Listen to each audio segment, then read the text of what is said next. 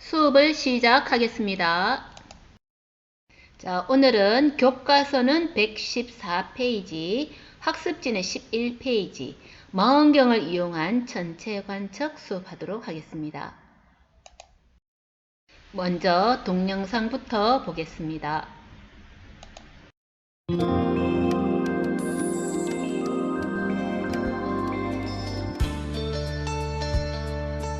망원경은 천체에서 오는 빛을 모아 천체를 확대하여 관측하는 도구이다.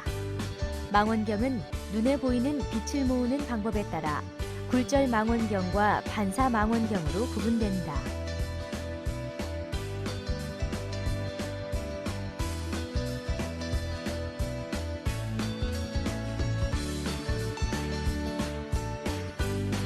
또한 눈으로 볼 수 없는 전파를 모아 천체를 관측하는 전파 망원경도 사용한다.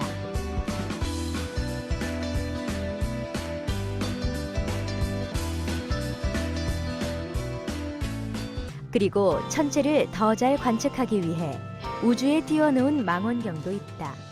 우주에서는 대기의 방해를 받지 않아 훨씬 선명하게 천체를 관측할 수 있다.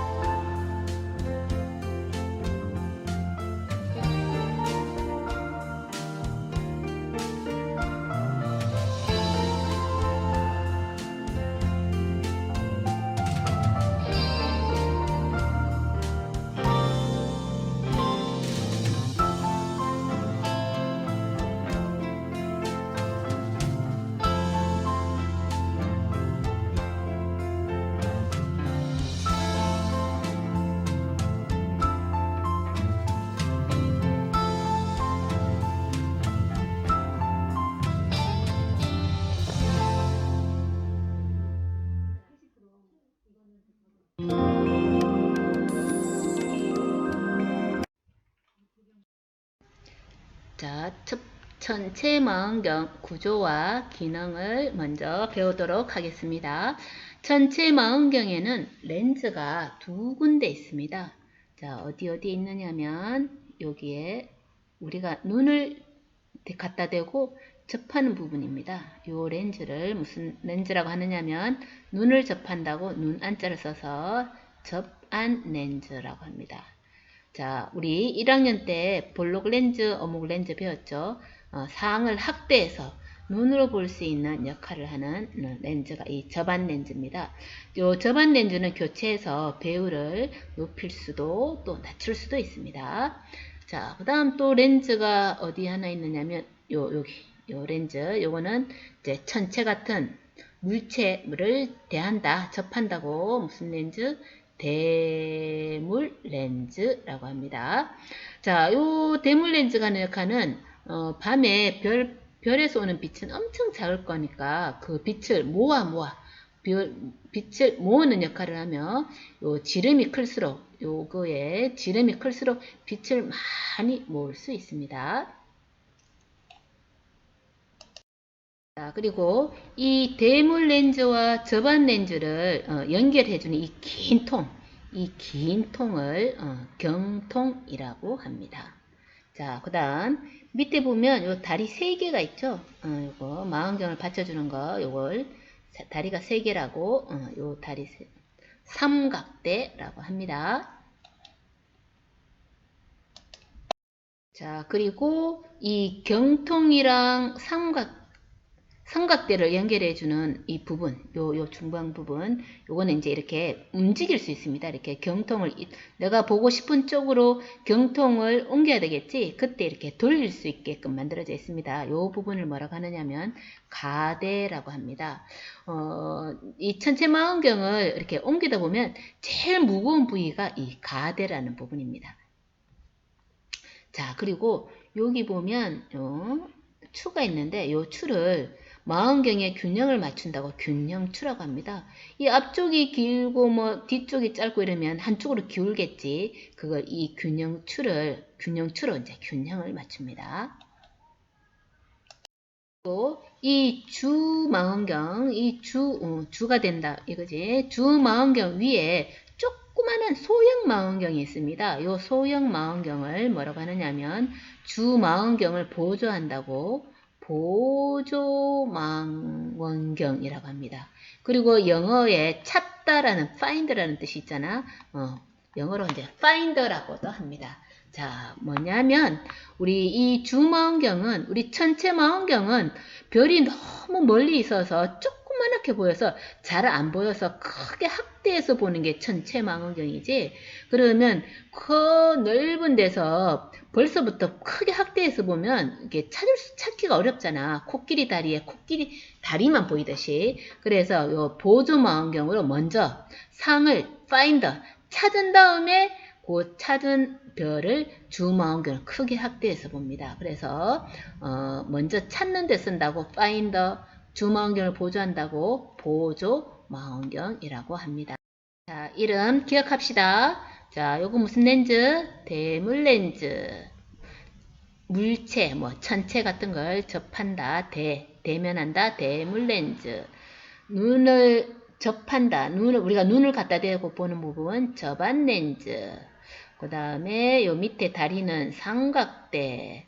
그 다음에 경통과 삼각대를 연결시켜줘서 이게 이렇게 회전시킬 수 있는, 경통을 내가 보고 싶은 별이 있는 쪽으로 회전시키는 가대.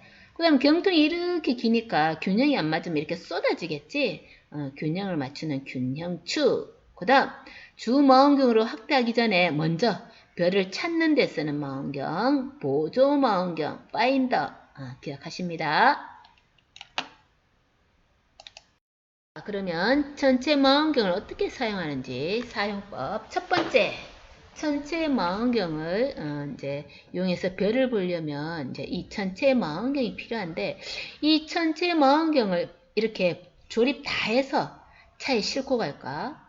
이 조립 다 된 상태에서 차에 실으면 어떤 특수한 차인지 모르겠지만 상당히 이게 운반하기가 어렵겠지. 이게 엄청 미세하게 다뤄야 되는 그런 망원경인데, 그치?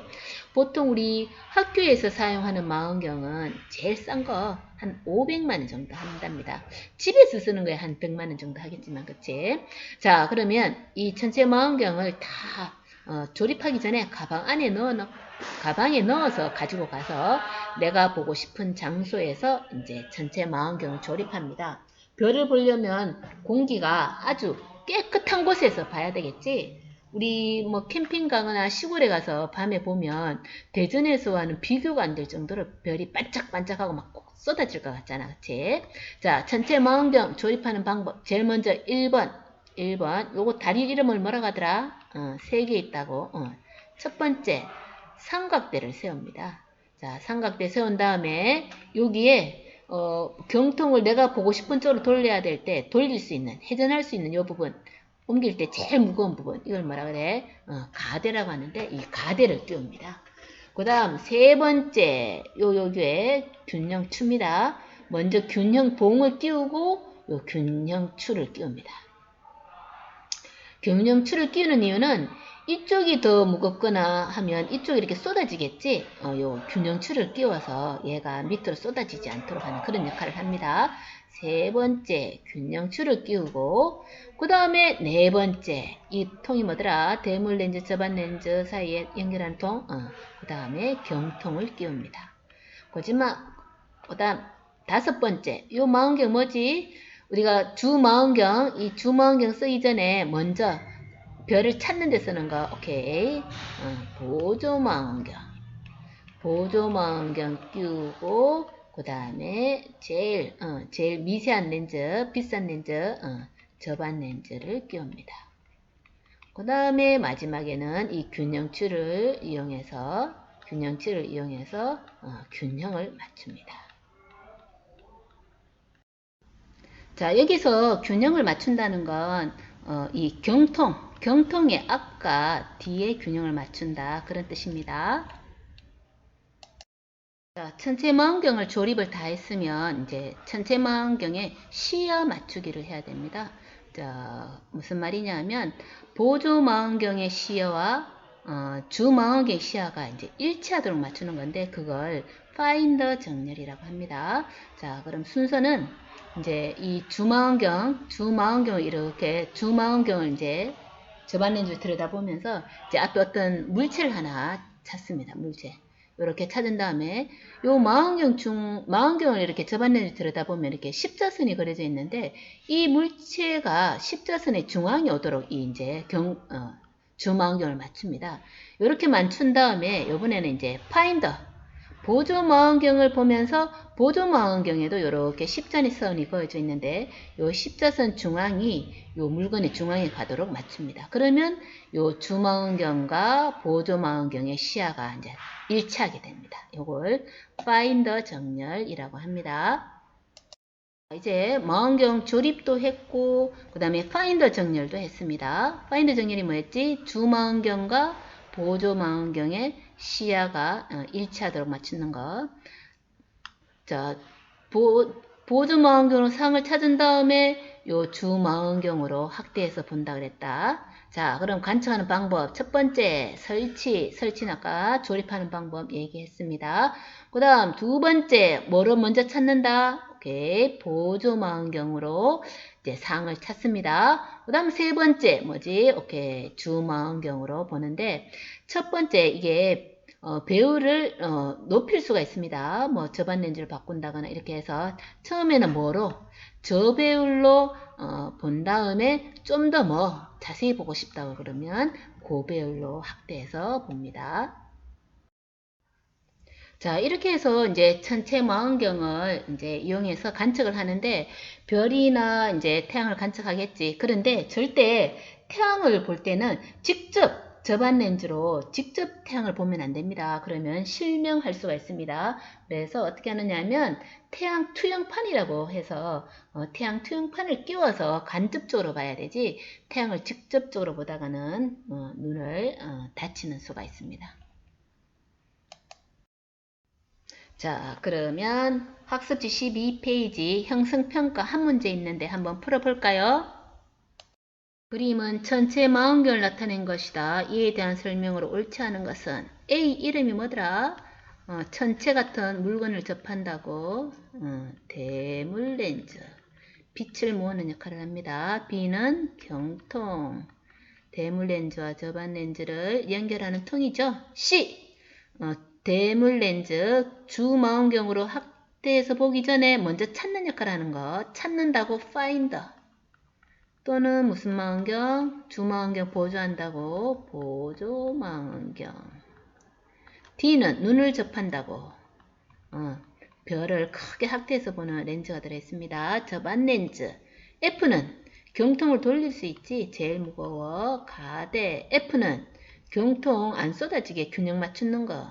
균형축. G는 다리 3개 있네. 뭐라 그래? 삼각대. 옳지 않은 것은 A. 괴물 렌즈, 별빛을 모으는 역할을 한다. 맞네. B. 경통, 저반 렌즈와 대물 렌즈를 둘러싸는 통이다. 맞습니다. 대상을 쉽게 찾는 역할을 한다. 오케이. 파인더, 보조망원경. D. 상을 확대하는 역할을 한다. 저반 렌즈. 맞지? 경통을 지지하며 회전시키는 역할을 한다. 요거는 가대. 균형축 아니지? 답은 몇 번? 5번. 이 균형추는 경통 앞과 뒤 균형을 맞추는 데 사용합니다. 자, 이제 본 수업은 끝났고 차세대에 어떤 우주망원경이 있는지 한번 동영상 보도록 하겠습니다.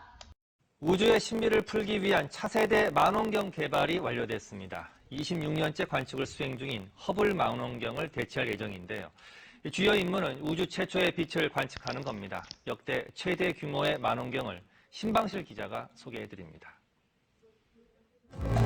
거대한 크레인이 황금색으로 빛나는 거울을 운반합니다. 벌집 모양의 작은 거울들로 이뤄진 제임스 웹 차세대 우주망원경으로 개발이 마침내 완료됐습니다. Looking at very old light to see the first galaxies, first stars, first planets. 우주 공간은 빛을 반사하거나 산란시키는 대기가 없기 때문에 선명한 영상을 얻을 수 있습니다. 특히 지구 저궤도의 허블보다 3,000배가량 먼 150만 킬로미터, 그러니까 달보다 4배나 떨어진 곳에서 희미한 별빛 포착에 나섭니다. 빛을 모으는 반사경은 역대 최대 규모인 6.5m로 허블의 2.7배에 이릅니다. If you look at the primary mirror, there are these 18 different mirror segments that fit together and that fold up to go inside the rocket. 가시광선으로 우주를 보던 허블과 달리 적외선 영역을 관측하는 것도 특징입니다. 25마이크론까지의 중적외선 영역까지 관측을 할 수가 있는데요. 우주에서 더 멀고 더 오래된 빛을 관측을 할 수가 있다는 뜻입니다. 26년째 우주를 관측 중인 허블을 대신할 제임스 웹 망원경은 2018년 발사 예정인데 빅뱅 이후 137억 년에 이르는 우주 탄생의 비밀을 풀어줄 것으로 기대됩니다. KBS 뉴스 신방실입니다.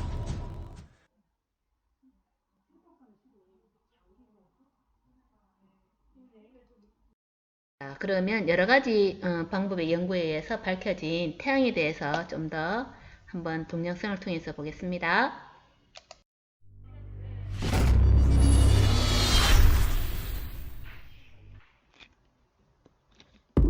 지구에 있는 대부분의 생명체들은 모두 태양 에너지에 의존하고 있으며 인간에게 있어서도 태양은 매우 중요한 존재입니다. 태양은 항성이며 이는 지구에서 가장 가까운 항성이기도 합니다.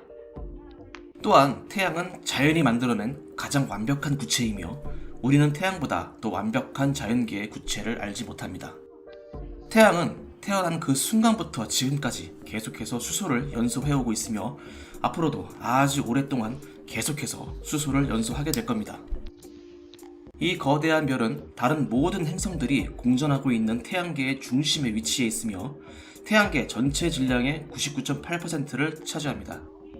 우리가 거의 매일 보게 되는 태양이지만 사실 태양에 대해서는 많은 부분이 아직도 미스테리로 남아 있습니다. 이번에는 우리의 지식을 더욱 향상시킬 수 있는 태양과 관련된 가장 흥미롭고 놀라운 사실 7가지를 정리해봤습니다.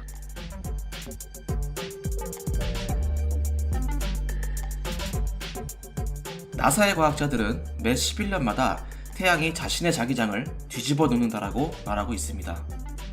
다시 말해 이것은 북극과 남극이 근본적으로 뒤바뀐다는 얘기입니다. 이러한 현상은 태양이 자신의 최대 활동기에 접어들었을 때 일어나게 되는데요. 이 시점이 되면 태양의 자기장은 점점 약해지고 결국 0에 도달하게 되면 결국 자기장이 뒤집히게 됩니다. 이 현상이 발생되면 태양권이라고 알려져 있는 자력의 영향이 명왕성을 넘어 수십억 킬로미터까지 뻗어나가게 되죠. 이 시기에 태양은 태양 플레어 및 태양 반점을 급증시키기도 합니다. 아직 태양의 자기장 반전은 더 많은 연구가 필요하다고 하는데요.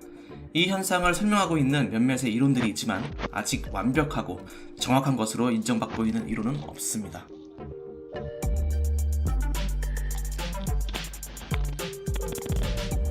지구와 마찬가지로 태양도 끊임없이 움직이고 있습니다. 태양은 초당 230km의 놀라운 속도로 이동하고 있는데요. 즉 시간당 82만 8,000km의 속도로 은하를 돌고 있는 것이죠. 이러한 사실은 허블 우주 망원경보다 500배나 더 정확하게 천체 간의 거리를 측정할 수 있는 전파 망원경 시스템을 사용하여 발견되었습니다. 태양이 매우 빠른 속도로 은하수를 돌고 있다는 것이 발견된 것입니다.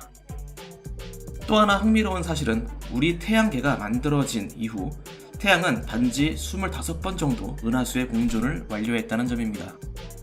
또한 태양이 은하수를 한 번 공전하려면 거의 15만 광년이나 되는 거리를 여행해야 하며 은하계를 1회 공전하려면 약 2억 2,500만 년 정도가 걸린다고 하네요.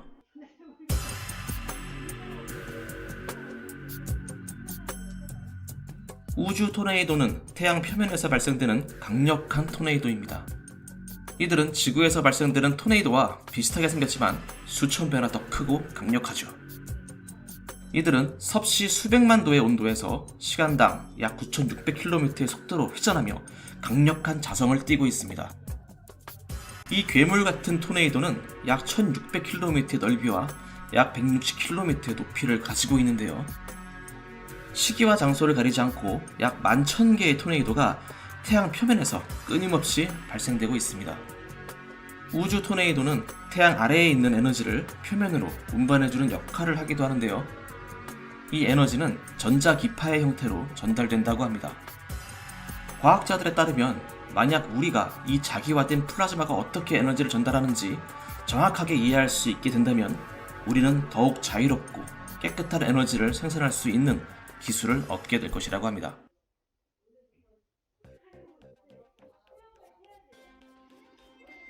지구가 종말을 맞이하게 되는 순간에는 몇 가지 시나리오가 있습니다.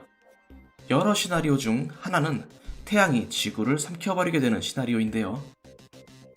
태양의 나이는 약 46억 년 정도 되었으며 대략적으로 70에서 80억 년 정도를 더 살 수 있을 것으로 예상되고 있습니다.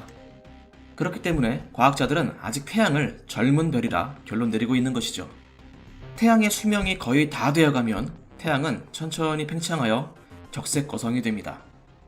이 과정에서 태양은 수성, 금성, 그리고 지구를 삼킬 수 있을 만큼 충분히 거대해지게 되는데요. 태양이 이렇게 팽창하게 되면 빛도 3000배나 더 밝게 빛나게 됩니다. 만약 지구가 삼켜지지 않을 정도로 하더라도 적어도 우리가 살고 있는 세상은 이미 사라져버리게 될 것입니다. 태양의 마지막 운명은 결국 백색 외성이 되어 붕괴될 것입니다.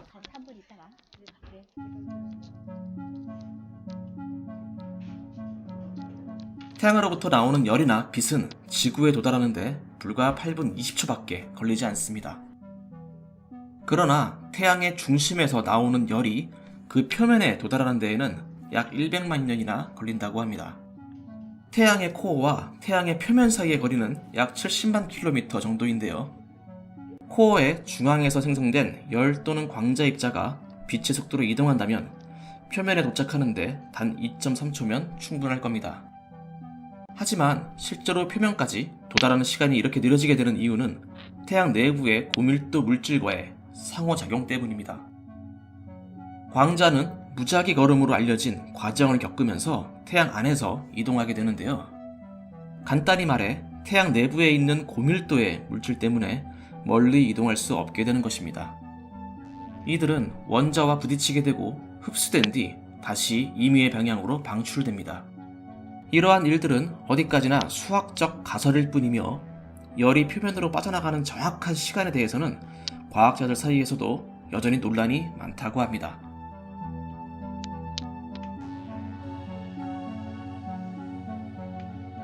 태양이 노란색이나 빨간색 또는 오렌지색이라고 잘못 알고 있는 사람들이 많이 있습니다. 태양은 사실 모든 색상의 혼합체이며 우리가 우주 공간에서 태양을 보게 된다면 분명히 흰색으로 보이게 될 겁니다. 지구에서 태양이 노란색 계통으로 보이게 되는 이유는 레일리 산란으로 알려진 현상 때문인데요. 우리의 눈은 가시 스펙트럼 내에서 색을 감지할 수 있지만 태양광선은 전자기 스펙트럼 전체에 걸쳐 있습니다. 우주에서는 가시광선 스펙트럼에 속하는 빛을 분산시킬 수 있는 대기가 없기 때문에 본래의 색인 흰색을 볼 수 있게 되는 것이죠. 지구에서 이것을 증명하기 위해서 여러분들은 매우 맑은 날 흰 종이를 밖으로 가져가면 됩니다. 흰색 종이는 태양빛 아래에서도 흰색으로 보이게 될 것이며 노란색이나 기타 다른 색으로 보이지 않습니다. 이것은 근본적으로 태양이 흰색이라는 것을 나타내는 것입니다.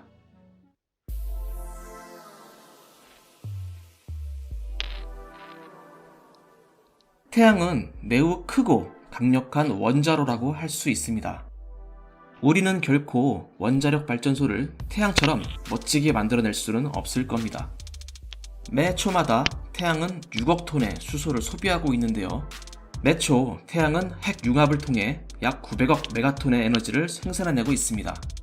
히로시마와 나가사키에 떨어졌던 핵폭탄의 에너지도 불과 0.035톤밖에 되지 않았죠. 수학적으로 계산해보면 태양은 핵 융합에 의해 매초 900억 개 이상의 1메가톤급 수소폭탄의 에너지를 생산해내고 있는 것입니다. 지난 46억 년 동안 태양은 막대한 양의 에너지를 생산해왔으며 적어도 50억 년간은 같은 양의 에너지를 생산하게 될 것입니다.